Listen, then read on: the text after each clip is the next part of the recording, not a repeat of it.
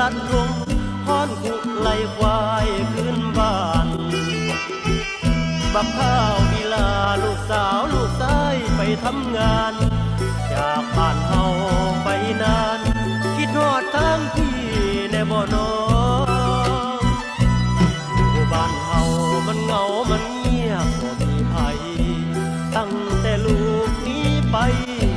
พ่อกับแม่เฝ้าเฮือนรอไรนาวัวควายเลี้ยงไว้ท่าเจ้าหูบ่เป็นมูลมั่งจากแม่พ่อรอให้เจ้ามาแบ่งปันลูกเอ๋ยลูกคำเอ๋ยก่อนแก้วพ่อแม่เฒ่าแก่แล้วหวังเบิ่งฟ้าเจ้าเท่านั้นอาการคนแก่ก็เหนื่อยล้าลงทุกวันคิดฮอดแต่ลูกใจผูกพันอยากให้เจ้านั้นกลับมาขึ้นเงินเฮาเด้อมาเอามูลมั่งเจ้าพ่อกะแก่แม่กะเฒ่าสิยกให้เจ้าถึงให้ถึงนากลับมาดูใจอย่าสิไหลลาป่าอาการของโร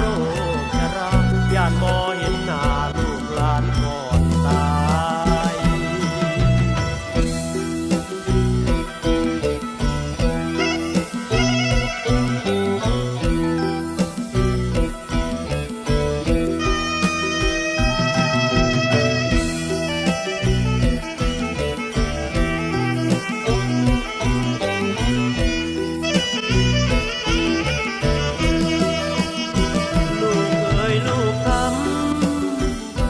เมื่อยก่อนแก้วพ่อแม่เฒ่า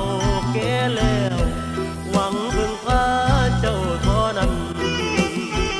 อาการคนแก่ก็เหนื่อยล้า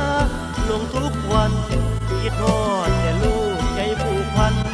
อยากให้เจ้านั้นกลับมาขึ้นเฮือนเฮาเด้อมาเอามูลมั่งเจ้าพ่อกะแก่แม่กะเฒ่ายกให้เจ้าถึงให้ถึงนากลับมาดูใจอย่าสิไหลลาป่าอาการของโรคชราย่านบ่เห็น